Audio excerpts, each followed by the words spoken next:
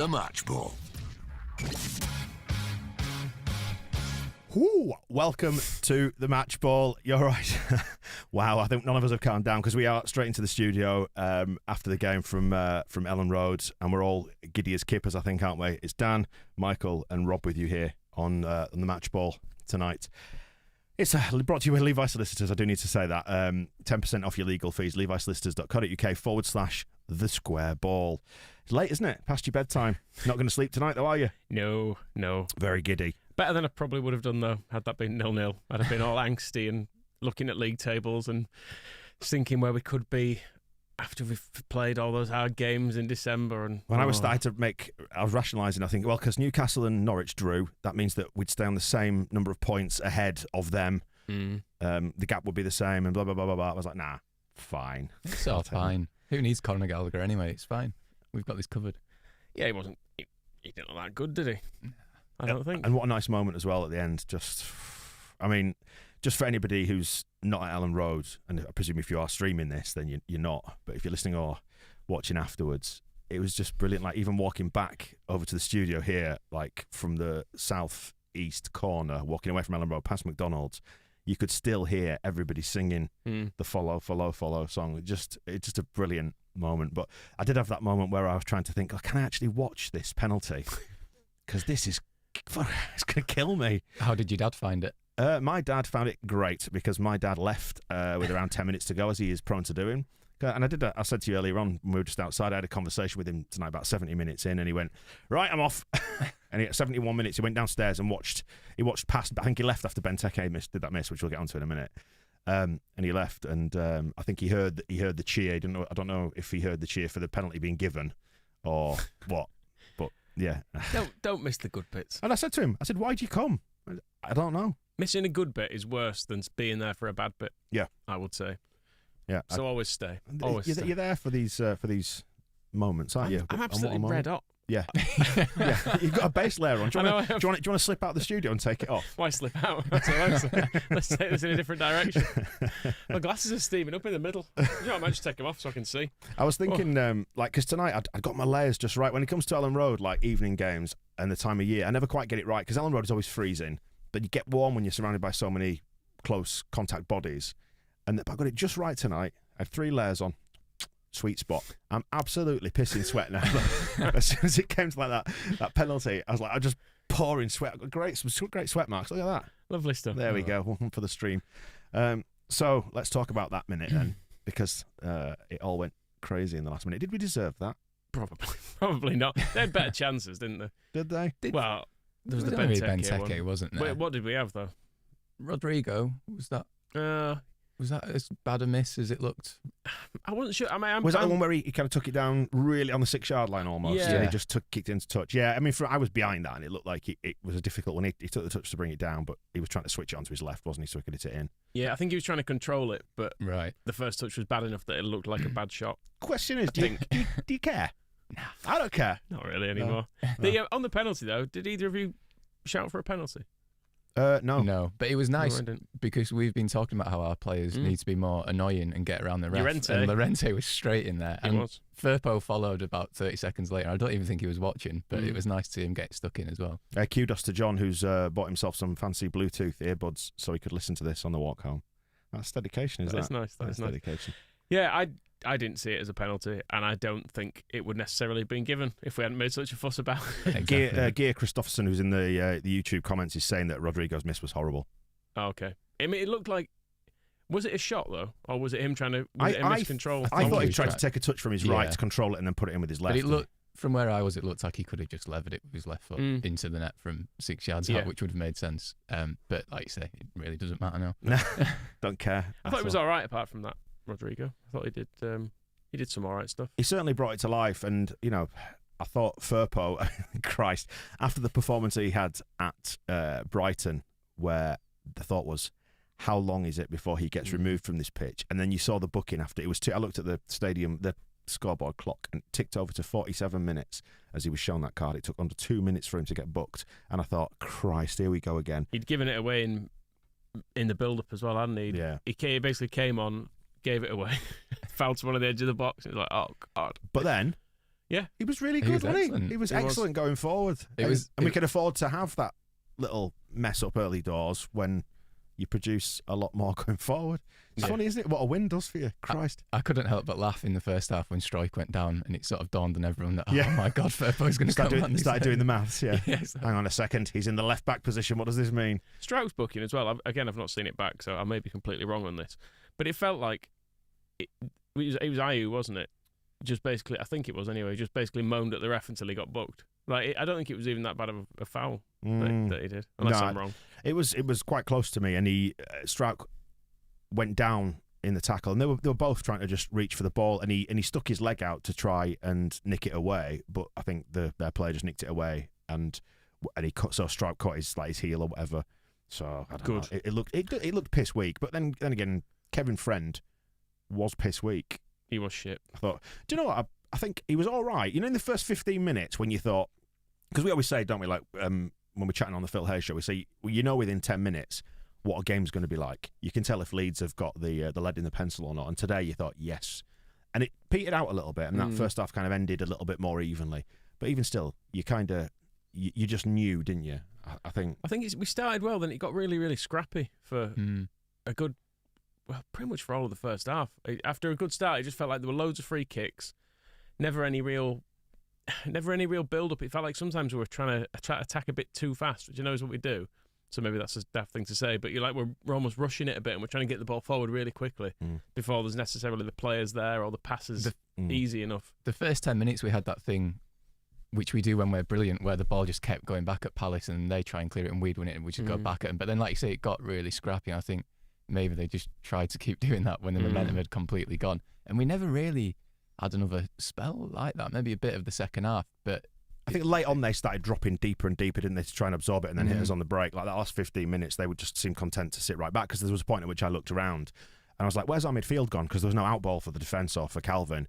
And it's because Forshaw was pushed up on the edge of their area, so was Firpo. That's where they all are. So it was just their midfield running through ours, and it felt like actually if anyone was going to score, it might be them on the counter, but thankfully they'd brought Benteke on, and just to doesn't score. Yeah, well, just to finish my thought I was going to say before about Kevin Friend, I thought he reffed that first 15 minutes all right, actually. He let quite a lot go, because it kind of had that really intense, fun start to it. You thought, this is a good, swashbuckling game.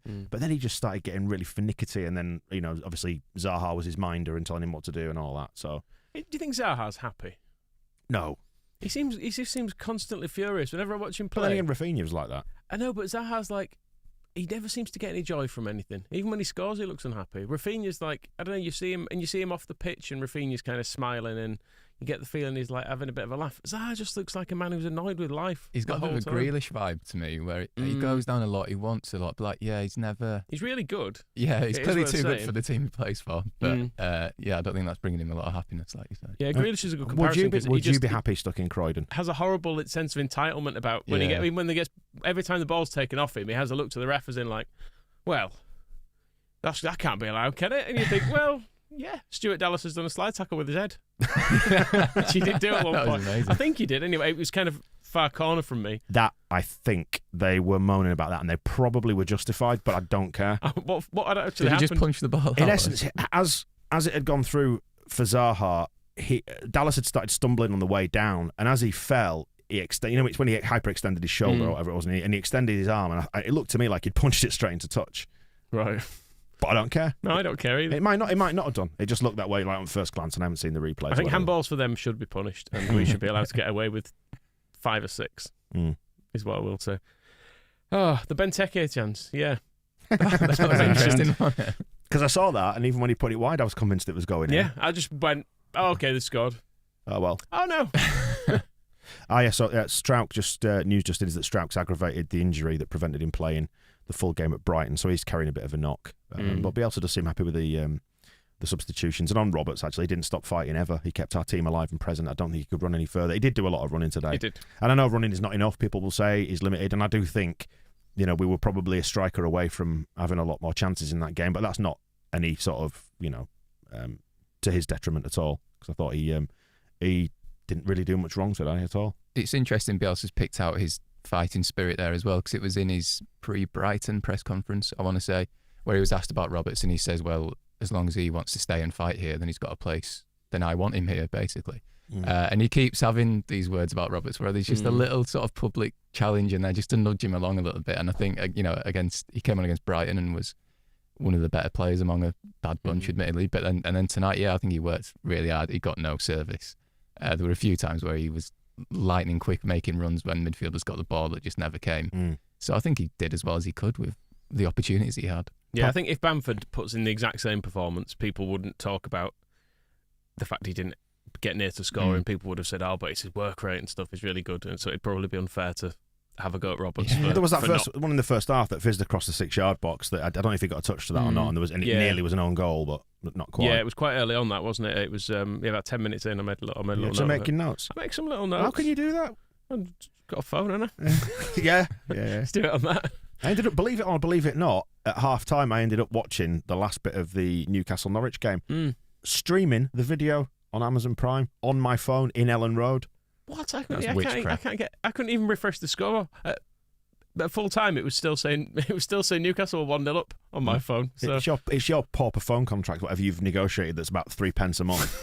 Doesn't give you 5G. You're still on 2G, aren't you? Something like that. It's enough. That's what I genuinely just put it onto 5G and just sat and watched it in crystal. Oh, there you go. Crystal clear. The draw's good there, isn't it? I think. Yes, I think. I feel like no one's happy with the draw. They've both dropped points, haven't they? Is at the root of that. But just on the penalty, Patrick Vieira saying it's a tough one. I think we were the better team tonight. We created the better chances. It was a penalty. So fair enough. I feel like, truthfully, I think a draw would probably have been a fair result. But that's not why we're here, is it? Don't give a shit. It felt pretty dismal, wouldn't it? Because we just never looked like scoring. But then that moment at the end, we were talking about the need for that moment. And just looking across to the Kop and seeing everyone running to the front and seeing the players really go for the celebration. Like Dan James was there so quickly and giving it the big one. I thought, yes, that's just what Dan James is everywhere quickly. He was good. He was very good tonight. Good. Yeah, he was. In fact, I will let me write his name down. Dan James on my notepad so I can come back to him because I want to mention the penalty. Did you see the handball? No.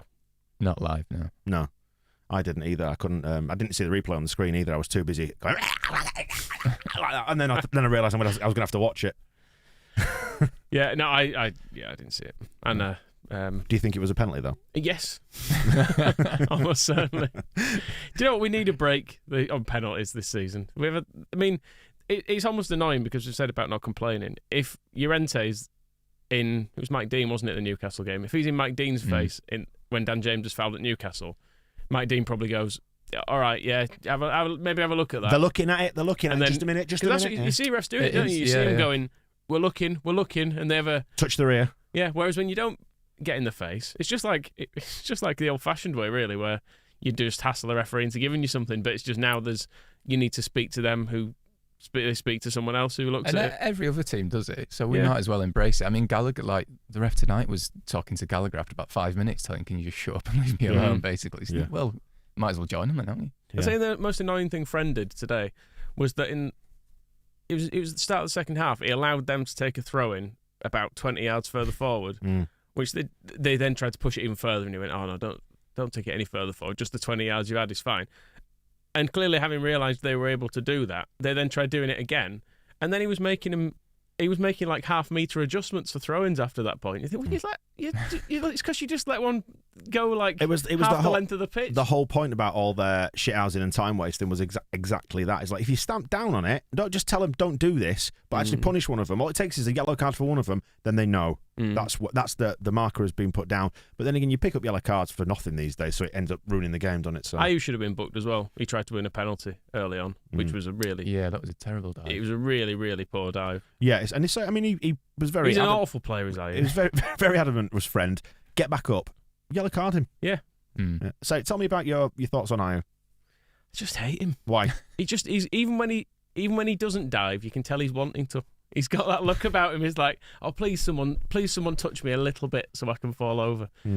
Zaha's similar. I did once on Twitter criticise Zaha for diving, and Christ alive, the Palace fans were on me. He's like a sacred cow. You must not criticise him. Well, has he ever been booked for diving? Well, show me some evidence of him diving. Then I found some clips and I showed him, and they went, "They're not dived." And it was like, "Oh, fine." That's exactly. It's a bit like Villa fans over Grealish. They had that series of free kicks, sort of. I'm trying to think. Southeast corner. Southeast corner over that by the corner of the area. They kept attacking us down that side, and I think Stu Dallas gave one away. And he drew that foul in such a Zaha-y way. He just waited for the merest brush of contact, made sure he was already off balance when it came. Is that the one when he caught the ball as he fell over? Probably. The one where you thought, is that a penalty? Where it looked like it was right on the corner. I think Dallas might have been booked. There was virtually no contact, but he did that thing of deciding it was a free kick. Thing, didn't he? Yeah, of grabbing it. And let's just go back to the penalty, actually, because we haven't worked our way through all of that yet. We're all over the place here, aren't we? We're all giddy. But these are the fun ones. Yeah, we are. Giddy as a kipper. Love it. Raphinha taking that. Did you expect Rodrigo to take it? Because I mean, Rafa is exactly the guy who's gonna have the bollocks to go and do that, isn't he? And that's why didn't Rodrigo take Would you want to argue with Raphinha? No, maybe not. No. But he took the last one well. And did you see how he did that little stutter in his run-up? And then nearly passed it to the goalkeeper. Yeah, like, how have you got the bollocks to do that?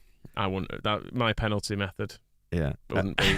Craig, who's Ruba's 74, says you could hear a pin drop as Raphinha stepped up for that penalty, and then pandemonium. It was that same thing as against Wolves, the last minute one. That intake of breath and then just silence. It was a big release, I think, today. It took me half a second for that to realise it had gone in, because I thought, you go through a mad process of series of thoughts, all attack your brain at once, and one of them was, he's gone the right way as the keeper. Has he got his hand to it? I don't think. It's in. Everyone's going bonkers, all in just that split second. Unbelievable. He was a bit too close for comfort, was the penalty, because he wasn't in a corner particularly, was it? But you always say about kicking really hard. That's part of your cornerstone of your advantage. It was. Was it? Yeah, he just did the little stutter, and I think it was just enough. That element of surprise with the stutter, isn't it? So the keeper sort of waited, and I think by the time he dived and the ball was already past him. That's it. Net. Yeah, it was close to his hand, but that moment of indecision created by the little stutter. So what would you have done? Would you have advised him to really do? hard in the top corner. Top corner. I assumed Raphinha was that kind of guy as well, just go smash it. Because when I saw him pick it up, I thought, it's Raphinha, we're fine. He's just got that personality where you think he's not going to care. Shit, does he? Exactly. But then once he started doing the run-up, I was like, no, don't do that. Do it properly. God, it's late when your phone's gone onto night mode. Like, it's just... Doesn't it do that at like 4 p.m. now? No, well, I mean about it goes all yellow to stop you being awake. I'll still be awake at 3 a.m. I'll be listening back to this going, well, let me watch that replay again. One more. I'm just looking how close we are to Europe now. Don't be daft. We're only 4 points off Europe. We're 4 points off Europe. We've lost as many games as Spurs, who are like 6th or something. Yes, Spurs have lost 5. We've lost 5. We've just drawn too many, haven't we? I suppose we now have a point less than Crystal Palace and Brentford, both of whom are absolutely brilliant having great seasons, apparently. We're closer to Europe than the relegation spots in terms of points. Okay. Look at that. Burnley have not played many games for some reason. Another one this week was postponed because a bit of snow. We can't play in the snow. They're 2 games behind us now. Pathetic. But they're playing tomorrow, aren't they? Of course they are. Yeah. But they couldn't play because of a bit of snow. Our fantastic pitch stood up to a bit of rain tonight, didn't it? It pissing it down again, wasn't it? It was really. There was a lot of standing. It was sticky, wasn't it? There was a lot of standing water. It was really swirly as well. You can see it in the East Stand lights, and you can see it all kind of whipping into the poor people on the front rows of the East Stand. Well, me and my dad were discussing this before he left early, and he was saying it's like a swirling wind here, isn't it? And it does. It kind of blows in at the southwest corner and runs along the West Stand, I think. But then I realised the wind was kind of coming from behind me. And I sit quite far back in the East Stand lower. I was like, how's the wind whipping round to the back of my neck? It gets like Forrest Gump. You get like horizontal rain in there, but it's got its own little microclimate. Reminded me of the old days of Bates when there were so few people in the East Stand that when it rained, the people at the front just went to the back because there were about 10,000 spare seats in there. But there wasn't that torrent just dripping off the front of the stand. No, they got the guttering fixed. That's good. Dan James, I wrote his name down before. Do you remember that? I'm just going to throw back to that now. Okay. Let's talk about Dan James because he was great, wasn't he? I mean, like there were moments where you wished you'd have that little bit of end product, but he's relentless. Isn't he's absolutely. You can see why we bought him. He is an absolute machine. He's a perfect Bielsa player, isn't he? Yeah, he is. He was just. Who was there? It was the guy we no sign, wasn't it? Joel Ward. Gave him a really tough time down that side. Just never let him rest for a second. I thought Ward was a bit fortunate not to get sent off actually, because he got booked, and then there was one where Dan James, I think he nutmegged him and went round him, and Joel Ward just basically lay in front of Dan James to stop him getting past. And I thought, can you do that? That's definitely a foul, is that? And the ref didn't seem to think so.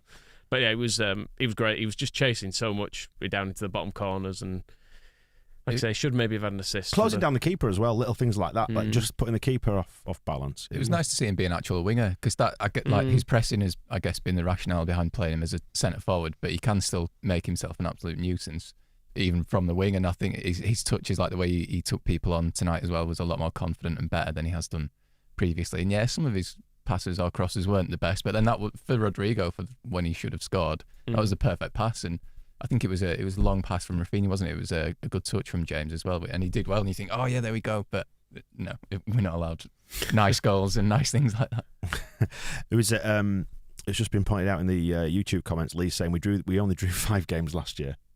Yeah, we drew a really oddly small number of games last year, and we had a very good away record as well for a newly promoted team, which we've kind of struggled with. But it suddenly looks like all right again. You can breathe, can't you? That's the thing. I don't feel like a horrible weight of pressure. Like if we can beat Brentford, which is a big if, but that'll likely put us. It will make Sunday so much nicer as well. Yeah. Go in there and being a bit calmer rather than tonight when you think, oh God, this feels like it could be a bit scary. I think I did predict 4 points from these 3 games then now, which we've already got, so we have to lose, unfortunately. we don't have to. Do you know what? How can we win? You can get that wrong, because I said 9 was my ridiculous, Hail Mary guess, but 7 I'd be well happy with, actually. And that. Do you know what? Doesn't this frame the point at Brighton a bit differently now when you've got 3 points in the bank tonight? Well, a lucky point there and 3 lucky points tonight. Great stuff. Don't care how they come. No, I don't either. Not bothers in the slightest. Let's talk about Adam Forshaw. Saw a brilliant tweet actually from Ben Machel just now saying that Forshaw is the guy that makes you look brilliant at 5-a-side when you're playing with your mates. Just how tidy he is. He's just. He didn't say about the tidiness. I'm embellishing at this point. Okay. But he was brilliant, wasn't he, tonight? Just buzzing around, being effective. Just making angles, passes, just having him midfield really matters. Because Conor Gallagher was in there. Do you want Conor Gallagher anymore? I'll keep Adam Forshaw. I wouldn't have minded him as well as, to be honest. If you do things a certain way, you can have Adam Forshaw and Conor Gallagher. No, and that was the plan. To be fair. No, you're not having that. Then where's Lewis Bate going to go? He can play as well. Okay. Maybe put more midfielders in. Let's get Lewis Baker back as well. He's going to be out of contract soon, isn't he? Yeah, maybe not. What were we talking about before? Forshaw. I got lost about. Forshaw, of course. Yeah, he was good. The only problem with him today, it was actually a problem that happened at the start of our promotion season when he was playing, is that he was playing well and getting into good positions, which means he kind of occasionally, the ball drops him on the edge of the box and he's got an awful shot on him. So that's the only kind of downfall in his resurgence and place in the team, is that it kind of reminds you of the start of that season where you're like, he's never going to score, is he? I feel like he's been desperate to score since he's got back as well. I don't know. He seems to be getting forward a bit more than I remember him doing so originally. And yeah, every time he's on the edge of the box now, he always shoots. Yeah. I don't know if he's taking like the Patrick Bamford advice of just always shoot. He came somewhat close at Brighton, didn't he? I think I'm sure there was one that like saved or went just a bit over or something. But today they were. They were a fair distance away with his shots. But no, it's great to have him back. He doesn't look at all like a man who's been out for a couple of years, does he? That's the thing. I'm trying to imagine what we'd be like if you parachuted us. having not done any exercise for not that he's not done exercise for 2 years. I've not done any exercise for the best part of a decade, so it'd be a real comeback if I managed it. Is it still on? Scrolling around in the number 4 shirt. I mean, look, what's his face? That knobhead. The Ibrahimovic. He's still going and he's 40. Yeah, you're younger than that. I'd be more of a Sean Gregan 40, I think. Waddling about. There's time yet. And Dallas was excellent tonight, as Timothy points out in the YouTube comments. We got the 1-2s going again out wide. That stuff works. And they're going for the overloads out wide. I thought he put in a right old shift tonight. Defensively as well, he was brilliant on Zaha, who's their most dangerous player by a mile. After inspired by Firpo at the weekend, I went back and watched Lawrence de Bock at Derby to see if it was bad, as we all remember. You didn't just watch it; you wrote about it as well. I wrote about it on the blog. Yeah, go read it. But in that, watching our right back opposite de Bock was Berardi that day. He was just so typically Berardi and just disciplined and made sure he was in the right position and worked hard and didn't do anything fancy, but he did everything you needed. And that, I thought that was what Dallas brought us tonight. He was really, really good. Yeah. Oh. I can't believe we've forgotten to mention it this far, and it's credit to Russ Wales, who's in the comments on YouTube, saying, "What about Spider Boy pulling the ball back off the line?" Jesus Christ, my heart stopped. I still don't know what happened. I think he made the save and it bobbled again, didn't it? And it kind of bobbled the other side of him. He had to turn over and grab it with one of his massive limbs. It was it's at the far end for me, and a bit like the Benteke one. Yeah. I just assumed it had gone in. I was like, so did I. And I think the Palace fans were close to cheering. They were like, oh. He saved it, Still 0-0. Palace players were appealing for it, even though it was nowhere near over the line. Wasn't it? No, he just Yeah, I wasn't sure if it came off Cooper or their player. There was a bit of a deflection, I think. I like you, I was at the other end. I couldn't really see. Liam's just saying that save is beyond belief. If I turned that quick, I'd have broken in two. You would have done. Well, I mean, yeah, my arms would have been about a metre from it as well because of the length of Meslier. But yeah, he's a very good goalkeeper. He did good, didn't he? Even and his distribution as well, better tonight, I thought, in difficult circumstances, because there were times when they were trying that chip out to the full back and just with the pitch and one thing or another, it didn't quite work. But they kept doing it and it worked more often than not. Yeah, it was all right, but I feel like there's a danger of us saying how good everything was because we've kind of grabbed it in the last minute. If we take off the penalty, we're probably coming in here and being like, oh, bloody hell, it's not really there, is it? The zip's not there. There's still something not quite right. But as it is, there isn't a cutting edge still, I don't think. No. But, last night, Bamford plays 90 minutes for the 23s and we've got 3 points. So they had all their attackers out tonight and they didn't score, did they? I don't know, but Benteke with his miss and stuff, it should have gone in. But still, he missed. And that's because they're not good. And we're great. But it's weird, Benteke was like a hot property, wasn't he, not long ago? I was trying to think, when was it when he was like on fire for like 2 years, maybe? Was it at Villa? Yeah. Then did he go to Liverpool? It's just like, it seems like an old dream now. It's strange that it's like it didn't actually happen. And it's like he's been forced to then spend like 4 years at Palace as punishment for being crap for a while. Can we talk about the last few minutes and what that was like inside that stadium? Because it was brilliant. It wasn't. I'm still getting a real panic in games like that I think because you've had so much late excitement and you think you've won it, I have a real panic that they're going to go straight down the other end and spoil it. I had a bit of Harvey Barnes, a vision of him just a minute later scoring, thinking, oh no, not again. Yeah, so I don't really enjoy it until the final whistle after that. It's like, it was all in horrible stages today because it was like, he's going to look at the screen. That's good. That's good news these days, isn't it? Because generally, if they look at the screen, they end up giving the decision now. And then it was like, okay, that's good. Given it, that's good. Scored it, okay. But then it's just like, it's so near the end. Let's just get to the end of this. But that's the beautiful thing, isn't it? And I was kind of lumping in from the moment when they said the fourth official has announced there will be a minimum of 5 minutes of added time. And the crowd went... That was a big roar. Like we knew there was a chance there just to go and grab this because they were on the back foot and we were piling forward. So for that to then happen was awful but brilliant in equal measure. I mean, I hated living through it, but now I've lived through it and survived. We didn't have any big scares, did we? All either? Good.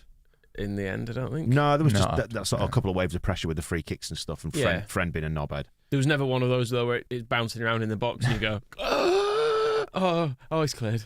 Oh, one way, you can't tell which way a header's gone when you're at the far end and you think it's going towards the goal and you go, no, we've cleared it. Okay, that's fine.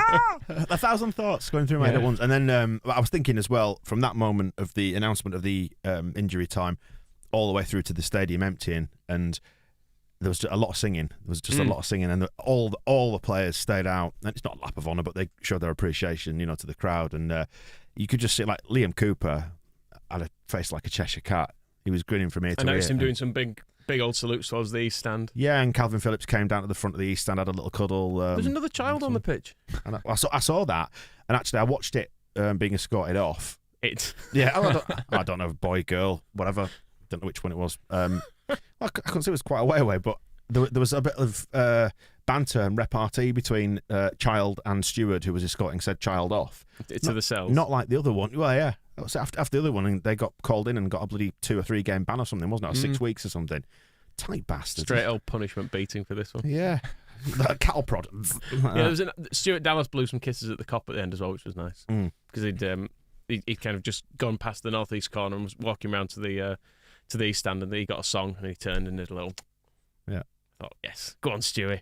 And these are the moments we live for. I very much enjoyed it tonight. They are good. They're sort of the best bits of football when you get to enjoy it after a game and you sort of get to soak up some of the good feeling when nothing can go wrong anymore. Yeah. I was just going to say it's nice being nice about these players that we all really like. And like, oh yeah, that's the Dallas from last year. Oh yeah, he's good. Are you like me though? Like I've mentioned it before. Like during a game, like running the full gamut of emotions from justifying that why you hate the Premier League and it's fine if we go down because we'll probably enjoy it more in the Football League, to that been, everything. Moments like that where you think, we're going to be safe, we'll be fine, we're staying up. We're a Premier League football team again. Do you know what I mean? Yeah, I mainly sway towards thinking it's a disaster if we go down. I've not really bought into the whole, the Premier League's crap anyway. I'm like, Championship's worse. Let's just stay here. And let's enjoy it. I want to enjoy it as well, because part of me this season, I've been really frustrated by how good last season would have been. Like all those games that we were winning, and you think, wouldn't it have been great if we'd have been fans in for that? And all the promotion that we missed, and there'd have been so many good times that we've had to watch on telly. I say what was weird, actually. This is how watching games in lockdown's broken my brain a little bit. Is that I was actually trying to find what the final score in the Newcastle game was, and part of me thought, I hope I don't find out there's been a goal in this game before I've seen it. I was like, because my phone was. I'm fucking here. My phone was buzzing, and like from WhatsApp groups in the past having goals ruined so much. I was like, I can't check my phone. What if my mates text me that? And I was like, no, wait. They're not going to see it before I see it. No, exactly. Yeah, it's a weird thing that's happened through watching every game on telly and on a stream through lockdown. It's like, no, I'm here. I'm watching this. I'm going to be amongst the first people to see this. And we've been there to watch it, and now we're talking about it. It's good. And I'm glad we're talking about it, and I'm glad we've got like the YouTube comments on and stuff, because it reminds me of stuff that we've not talked about that's happened in the game. And Jacob Walton is mentioning Raf's ailing flop towards the end. Did you see him when he went full starfish? Yes. That's outstanding, because I was right in front of the Palace fans. I was directly behind that. It should be said the Palace fans were only in that corner behind where we had fans at the front by the tunnel, because they're shit. And mind you, the last train tonight was 20 to 10 back to London, 9:40. So you've got to either get on that one and miss the second half. How many fans did we take to Fulham for a League Cup game? Yeah, that's true. They had 1,446 there tonight, did Palace. That's what they announced at the end. Oh, the big, scary South American-style ultras, aren't they? But it annoys me, all that stuff. You think, no, you're not. You're like a bit. You're like Leyton Orient with a tram. Yeah, exactly. And you're not even in London. But what was I saying? Raf Starfish. Yeah, I was directly in line with it and really enjoyed that. That was all I was going to say. It was good. He kind of flopped like that. There's a Palace man in my line of vision, and then Raf just all his limbs stuck out in front of him like in a cartoon. A fully bought free kick, that wasn't it? Anything else to add then? Before we've not talked about Cooper and Llorente. Who okay. I thought were both fine, go on, then. I thought they were I thought they both played well. Yeah. And Llorente did well for winning as a penalty. Especially with the way that who was it play? Palace play, which was sitting so deep and then knocking it over the top late on. And you've got to get those right, haven't you? Yeah. And there were one or two moments where you're going sharp and take a breath through the teeth. But there were just a couple of things that where they were trying to pass it back to Meslier and things, and it's all very quick, and you've got someone right behind you, and if you get it wrong, you pay a very high price for it, and we got it right. I think you just need to embrace the madness with them too, and just think, these going to look a bit mad at times and a bit shaky and scary, but they know what they're doing, and they're just like that thing where we just keep the ball going back at Palace. They're so important to that, and they're so good at it, just getting the ball off their forwards, going, right, here we go again then. I think we've talked about every player except Phillips so far. Oh, yeah.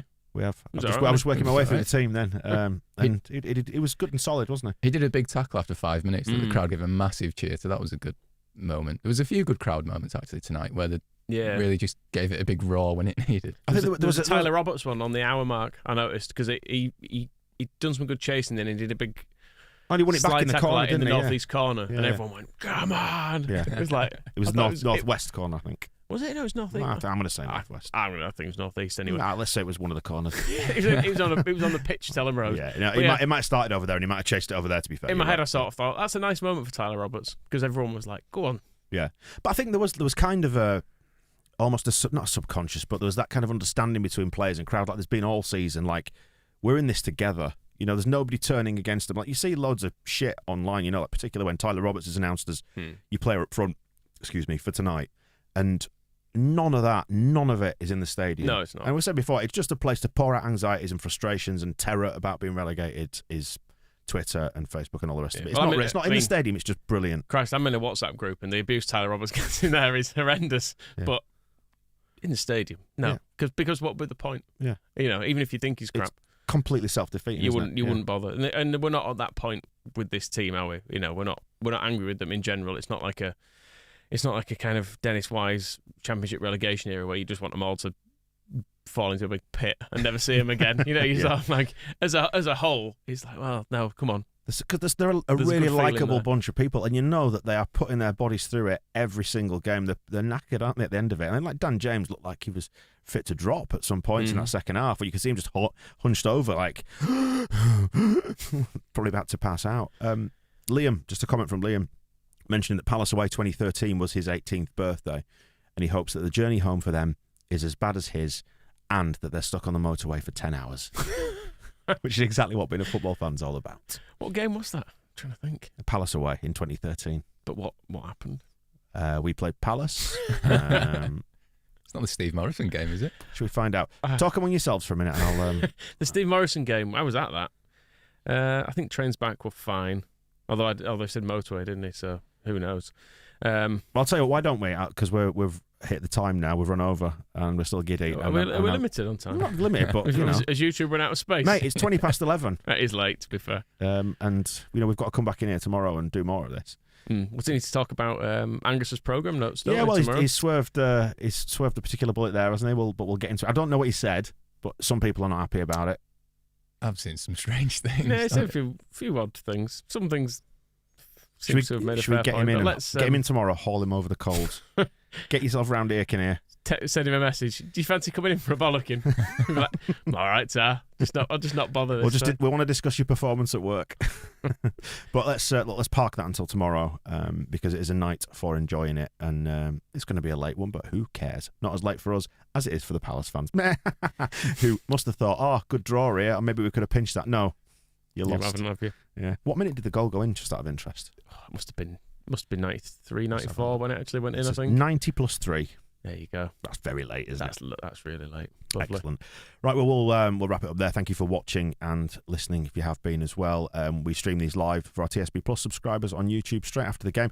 Then we turn them into a video and a podcast and all that. So look out for it in your feeds, and we'll catch you in a bit. The Match Ball.